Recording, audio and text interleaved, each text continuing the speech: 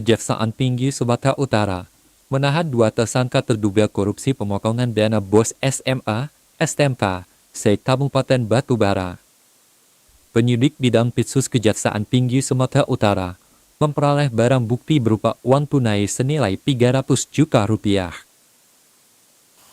Kejaksaan Tinggi Sumatera Utara melakukan operasi tangkap tangan dengan menahan 2 orang terduga pelaku kasus dugaan korupsi yang melibatkan penyelenggara negara pada lingkungan Cabang Dinas Pendidikan Provinsi Sumatera Utara di Kabupaten Batubara. Kedua tersangka terduga korupsi dana BOS tersebut digiring petugas dengan menggunakan rompi berwarna pink saat menjalani pemeriksaan di kantor Kejaksaan Tinggi Sumatera Utara kemarin. Kasih Penkum Kejaksaan Tinggi Sumatera Utara, Agrewanda Ginting mengatakan, 2 terduga pelaku dugaan korupsi yang ditahan adalah SLS, selaku Ketua Musyawarah Kerja Kepala Sekolah STMK, dan MTA, selaku Ketua Musyawarah Kerja Kepala Sekolah SMA Kabupaten Batubara. Kedua tersangka terbukti melakukan titipan uang dari Kepala Sekolah SMA, SMK se-Kabupaten Batubara yang bersumber dari dana BOS tahun anggaran 2025 untuk kepentingan pribadi. Dari hasil pemeriksaan, tim penyidik bidang Pitsus Kejati Sungut memperoleh barang bukti berupa uang tunai senilai 319 juta rupiah. Usai menjalani pemeriksaan kesehatan terhadap kedua tersangka, kemudian dilakukan penahanan selama 20 hari di Rumah Tahanan Negara Kelas 1 Medan.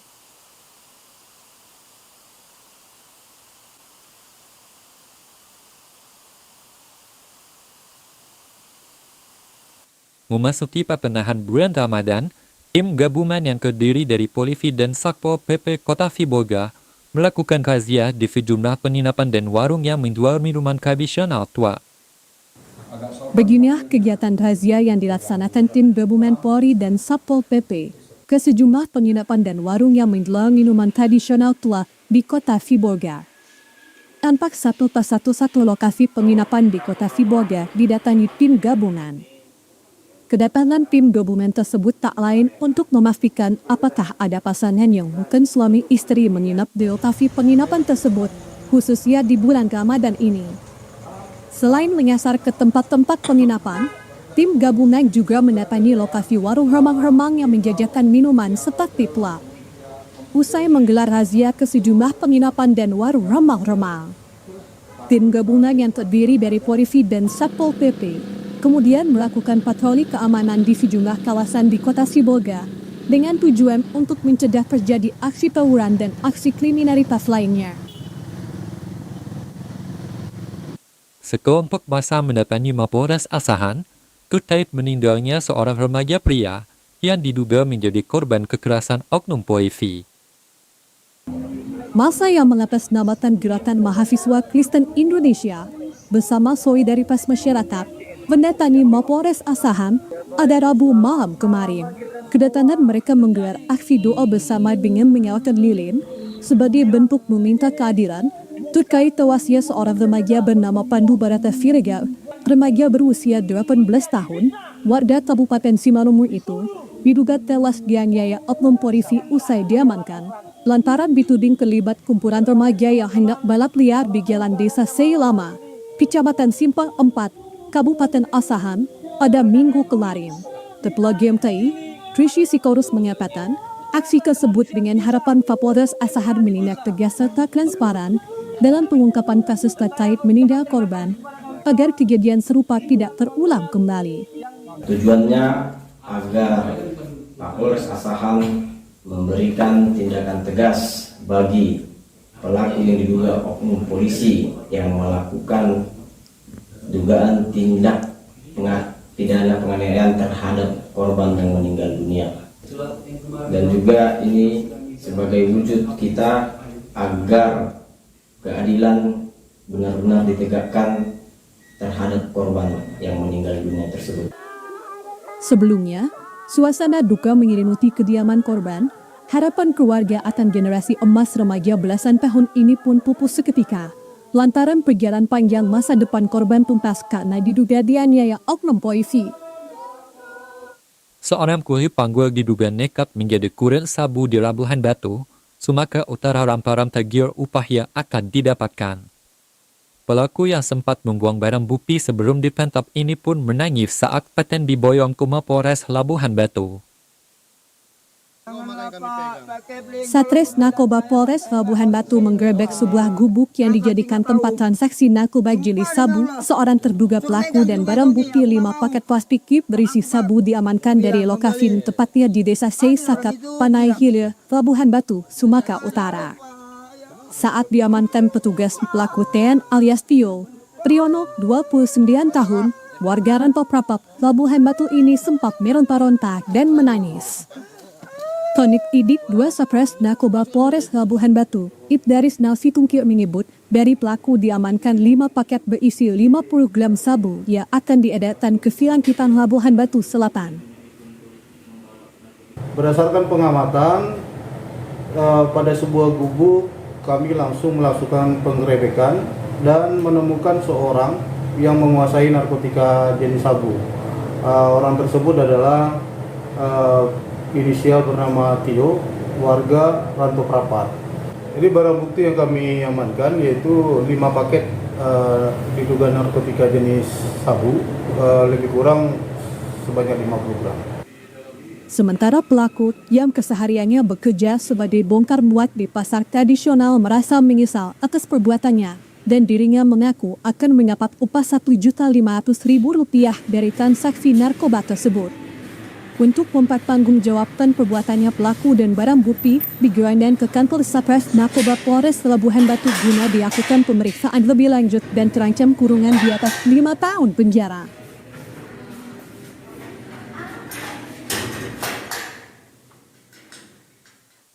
Guna mendukung transformasi pendidikan yang sejurus dengan peningkatan sumber daya manusia, Wakil Menteri Pekerjaan Migran Indonesia Zulfikar Ahmad Talala melakukan kunjungan kerja di Provinsi Sumatera Utara. Dirinya meninjau pembangunan infrastruktur salah satu kampus swasta di Sumut sebagai sarana penunjang kemajuan pendidikan.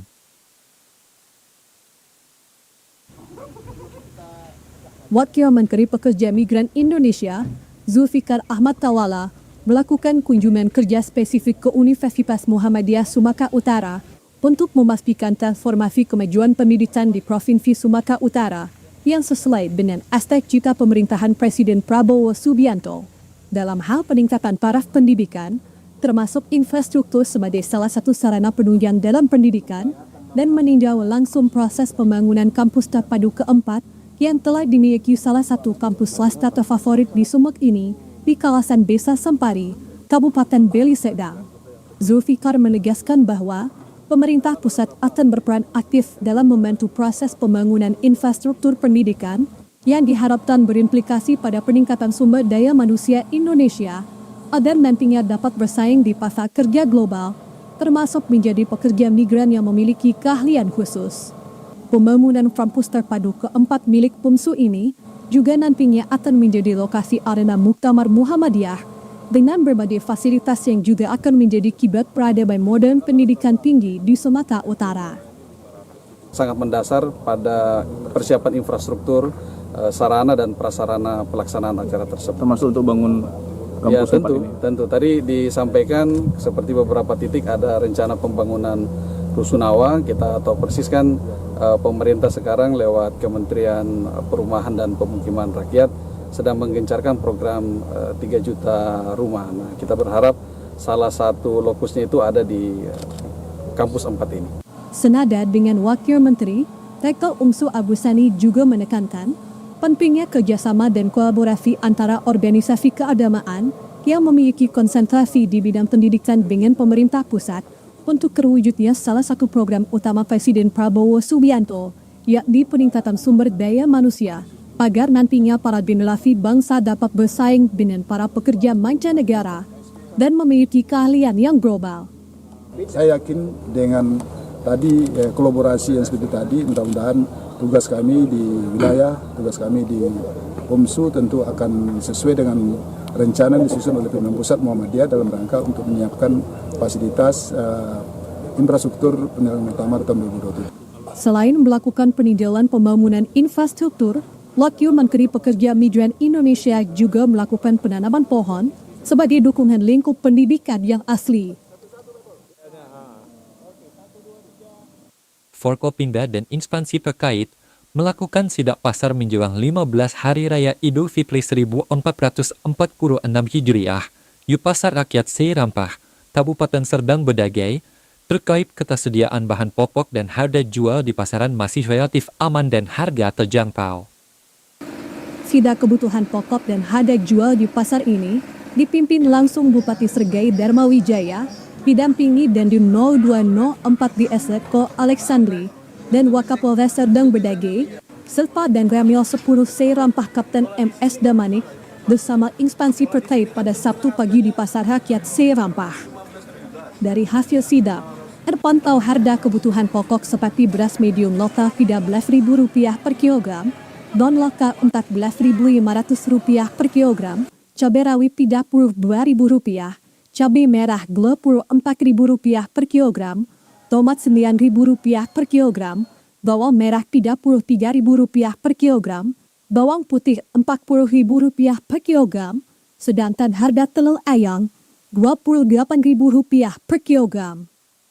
Minyak goreng curah Rp19.000 per liter, gula pasir Rp18.500 per kilogram. Daging sapi Rp120.000 per kilogram, daging ayam broiler Rp23.000 per kilogram. Bupati berharap harga kebutuhan pokok harus tetap stabil dan ketersediaan ada hingga Hari Raya Idul Fitri 1446 Hijriah. Sementara itu, Davi Humas Polres Sergai terus memantau jika ada oknum-oknum Natal yang mencoba menimbun kebutuhan pokok hingga hari Lebaran, maka petugas gabungan akan memonitor di lapangan agar hal-hal yang merugikan masyarakat tidak terjadi. Bapak Kapolres yang diwakili Wakapolres bersama dengan Forkopimda plus dengan instansi terkait melaksanakan sidak pasar, yaitu di Pasar Serampah, mengecek kebutuhan bahan pokok ataupun cek harga menjelang 15 hari Raya Idul Fitri, dan dapat kita laporkan harga-harga bahan pokok masih stabil dan stok juga masih terpenuhi sampai menjelang hari raya maupun pasca lebaran nanti. Kebutuhan bahan pokok untuk wilayah hukum Kabupaten Serdang Bedagai masih terpenuhi. Demikian. Pemirsa, kami akan segera kembali dengan sejumlah informasi lainnya. Tetaplah bersama kami di Sumatera Utara hari ini.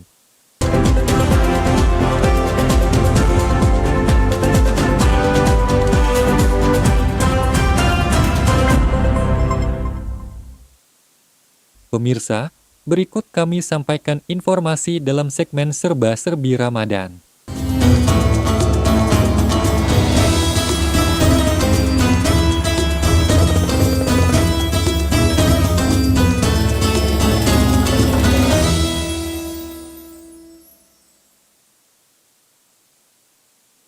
Dewan Pimpinan Wilayah Barisan Muda Pemuda Amanat Nasional atau BM-PAN Provinsi Sumatera Utara menggelar buka puasa bersama Ramadan 1446 Hijriah. Kegiatan yang diikuti seluruh anggota ini diharapkan menjadi spirit para kader BM-PAN Sumut agar semakin solid. Kegiatan ini dilaksanakan di salah satu hotel di Medan pada Jumat sore kemarin. Ketua DPW BM-PAN Sumatera Utara, Mora Harahap menyebutkan, buka puasa bersama ini untuk memperkuat tali silaturahmi, terutama di bulan suci Ramadan. Mora menambahkan, buka puasa bersama ini diharapkan menjadi spirit bagi para kader BM-PAN Sumut agar semakin solid. Ditambah lagi menjelang musyawarah wilayah Partai Amanat Nasional dan berharap agar para kader BM-PAN di kabupaten kota bisa melaksanakan berbagai kegiatan yang menyentuh lapisan masyarakat bawah agar kehadiran BM-PAN bisa dirasakan masyarakat. Acara buka puasa bersama ini diisi dengan tausiah dari Ustaz Mahmud Yunus Daulay. Dalam tausiahnya, Yunus menyampaikan tujuan akhir dari puasa di bulan Ramadan adalah agar menjadi orang yang bertakwa. Harapan kita dari kader muda BM-PAN agar Partai Amanat Nasional semakin kuat, semakin solid ke depannya. Ya, apalagi kita akan segera melaksanakan musyawarah wilayah. Tentu kita berharap kader-kader muda BM-PAN bisa mengisi pengurusan DPW PAN Sumatera Utara yang akan datang. Wakil Bupati Serdam Bedadei melaksanakan safari Ramadan ke berbagai masjid yang ada di Sergai. Dalam pesannya mengajak seluruh elemen masyarakat untuk selalu meningkatkan keimanan dan ketakwaan antar sesama umat dan lintas agama. Bertempat di Masjid Pakwa Desa Seirampah, Kecamatan Seirampah, Kabupaten Sergai, Wakil Bupati Agin Tambunan menyamangi masyarakat sekitar yang hendak berbuka dan melaksanakan sholat maghrib secara berjemaah. Tak lupa juga Wakil Bupati memberikan bingkisan Ramadan kepada warga yang tidak mampu serta anak yatim. Dalam pesannya, di bulan Ramadan menjadi bulan penuh hikmah dan bulan penuh memperkuat silaturahmi antar sesama umat muslim dan lintas agama, sehingga terciptanya kedamaian yang hakiki terhadap program pemerintah pusat yang saat ini sedang berjalan seperti makan bergizi gratis kiranya dapat membantu menjaga gizi anak menuju Indonesia Emas 2045 akan datang. Tak lupa juga sinergitas antara pemerintah dan masyarakat khususnya disodai terus ditingkatkan demi kelancaran setiap program yang akan dilaksanakan di pemerintahan periode kedua 2025 hingga 2029 Dharma Wijaya Agli Tambunan.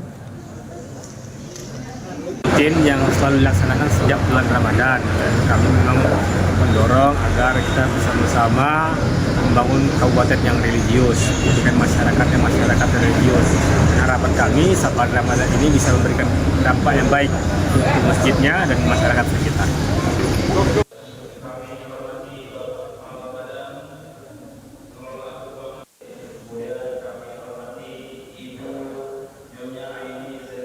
Bulan suci Ramadan selalu ditunggu kedatangannya oleh umat Islam karena terdapat banyak kebaikan di dalamnya. Banyak umat muslim di seluruh penjuru dunia berlomba-lomba mencari kebaikan di bulan Ramadan. Salah satu amal kebaikan di bulan Ramadan yang banyak dijalankan seorang muslim adalah dengan tadarus membaca Al-Quran secara bersamaan hingga 30 juz. Tadarus memiliki makna membaca berulang kali dengan disertai upaya memahami hingga seseorang mudah menghafal apa yang dibaca. Keutamaan tadarus sebagai sarana untuk mendekatkan diri kepada Allah Subhanahu wa Ta'ala dan akan diberi syafaat, serta memberikan ketenangan serta mempelajari bacaan dan kandungan ayat suci Al-Quran akan dikumpulkan bersama malaikat. Rasulullah Shallallahu Alaihi Wasallam bersabda, orang yang mahir membaca kitab Allah Subhanahu wa Ta'ala kelak akan mendapat tempat di surga bersama para malaikat. Amalan membaca Al-Quran tidak hanya dilakukan di bulan Ramadan saja, namun pada hari biasa usai melaksanakan sholat, kegiatan mendalami kandungan dan ayat suci Al-Quran sangat bermanfaat. Bahkan orang yang menyimak bacaan Al-Quran akan mendapatkan pahala yang sama dengan yang membaca Al-Quran. Pada zaman Nabi Muhammad Sallallahu Alaihi Wasallam, Al-Quran dilakukan dengan berbagai cara. Ada yang membacanya saja hingga khatam, ada pula yang membaca dan menghafalnya, serta ada yang sampai mempelajari isi kandungan Al-Quran. Orang yang istiqomah dalam bertadarus akan diberi syafaat selain ibadah puasanya, dan Allah juga akan memberikan ketenangan dalam hatinya sehingga jauh dari rasa sedih dan rasa cemas. Berharap dengan tadarus Al-Quran semakin membentuk generasi Qur'ani dan tercipta disiplin dan berakhlak mulia. 2 pekan jelang Hari Raya Idul Fitri 1446 Hijriah, bisnis penjualan pasel di Kota Kisaran, Kabupaten Asahan mulai menggeliat. Seperti yang terlihat di salah satu toko di Jalan Imam Bonjol, Kota Kisaran, para pekerja buai sibuk mememas aneka ragam pasel. Pasel ini biasanya berisi bermacam-macam makanan ringan seperti biskuit dan sirup yang disusun di dalam keranjang halpan kemudian dibalut menggunakan plastik transparan. Pemilik toko, Bustami Cipik, mengaku saat ini sudah mulai banyak orderan pasel yang berasal dari dalam Kota Kisaran maupun luar Kota Kisaran. Selain memesan secara langsung di toko, sebagian pembeli juga memesan secara daring. Harga untuk satu paket pasel ini pun sangat variatif, mulai Rp70.000 hingga Rp250.000 untuk paket biasa. Sedangkan untuk pasel yang lebih komplit bisa mencapai Rp1 juta. Tradisi berbagi pasel sendiri sudah berlangsung sejak lama saat Hari Raya Keagamaan. Namun sebagian instansi ada juga yang melarang berbagi pasel karena dianggap sebagai gratifikasi. Biasanya kalau ini yang lihat juga pangsanya, kalau untuk biasa untuk kadang-kadang ke lelah siang atau Bahkan ke pejabat pun kadang-kadang ada yang dikasih karena hubungan dekat, itu yang harga yang lebih tinggi. Kalau yang kita pangsa ram-ram itu harga bawah lah. Yang Mulai dari berapa harganya? 70 sampai 250 biasa.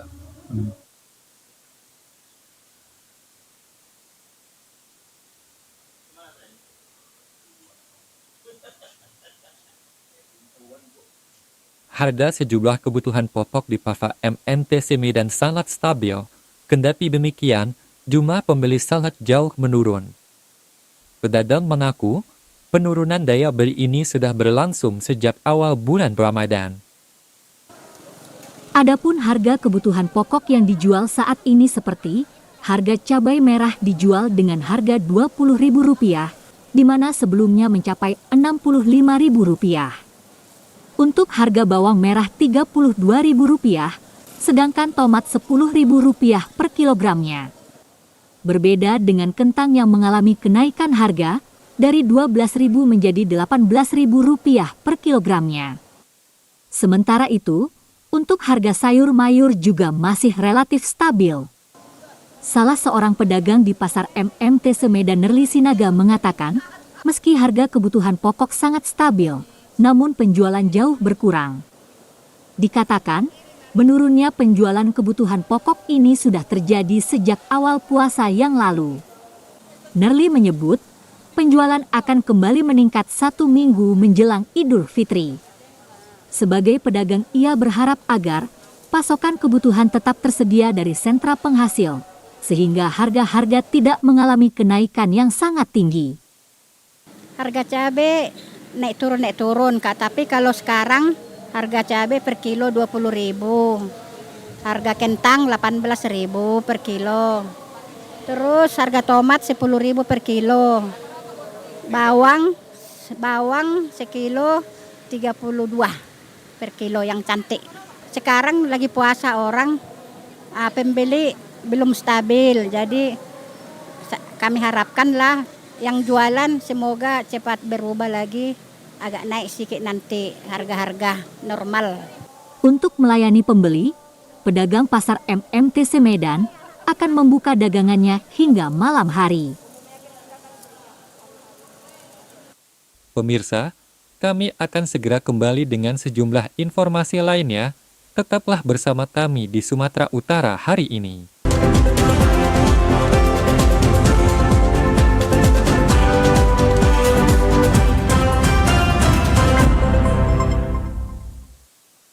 Badan Musyawarah Perbankan Daerah (BMPD) Provinsi Sumatera Utara akan kembali menyelenggarakan BMPD Medan Dan setelah sebelumnya sukses menyelenggarakan BMPD Medan Dan pada tahun 2024 lalu.